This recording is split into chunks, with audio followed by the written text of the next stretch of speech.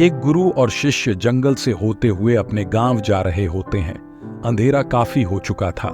शिष्य ने अपने गुरु से कहा कि गुरु जी, काफी रात हो चुकी है, अगर आप कहें तो आज की रात यही आसपास के किसी गांव में गुजार लें। गुरु जी ने अपना सर हिलाया और वो आसपास के गांव में एक छोटे से घर के पास जाकर रुके। अब जैसे ही वहां गए तो गुरु जी के शिष्य ने दरवाजा ठकठकाया।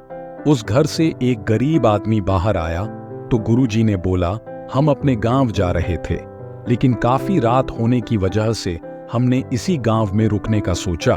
क्या हम आज रात आपके यहाँ रुक सकते हैं? गरीब आदमी बोला, हाँ क्यों नहीं, आप दोनों अंदर आ जाइए।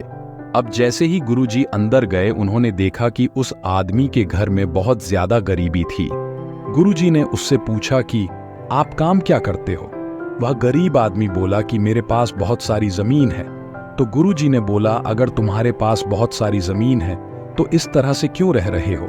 वह आदमी बोला, ये किसी काम की नहीं है। गांव वाले बोलते हैं कि ये बंजर जमीन है, यहाँ पर कुछ भी नहीं उगाया जा सकता है और वहां फसल उगाना बहुत बड़ी बेवकूफी है।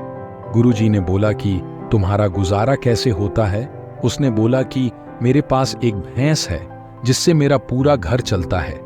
ये सुनने के बाद गुरुजी सो जाते हैं और रात में जब सब लोग सो रहे होते हैं तब गुरुजी अपने शिष्य को उठाते हैं और उस गरीब आदमी की भैंस लेकर अपने गांव चले जाते हैं। शिष्य अपने गुरु से पूछता है कि गुरुजी, कहीं आप ये गलत तो नहीं कर रहे हैं?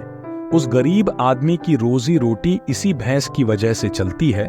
तो गुरुजी अपने शिष्य की तरफ देखते हैं और मुस्कुराते हुए आगे बढ़ जाते हैं। उस बात को तकरीबन 10 साल गुजर जाते हैं और जो गुरु का शिष्य था वह बहुत बड़ा गुरु बन चुका था। तो एक दिन उन्हें उस गरीब आदमी की याद आती है कि मेरे गुरु ने उस आदमी के साथ अच्छा नहीं किया था।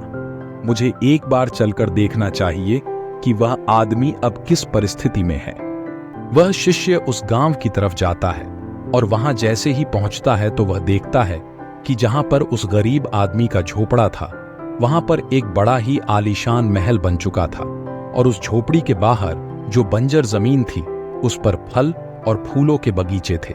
तभी उधर से उस घर का मालिक आता है। शिष्य उसे पहचान लेता है और उस आदमी को बोलता है, तुमने मुझे पहचाना?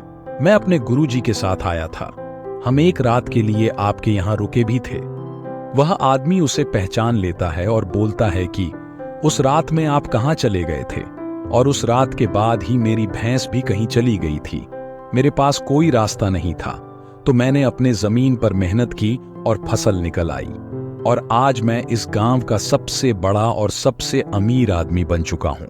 ये सुनने के बाद शिष्य की आंखों में अपने गुरुजी के लिए आंसू आ गए और उसे ये बात अब समझ आई और वो रोने लगा। दोस्तों, मुझे उम्मीद है कि आपको यह कहानी बहुत अच्छी लगी होगी।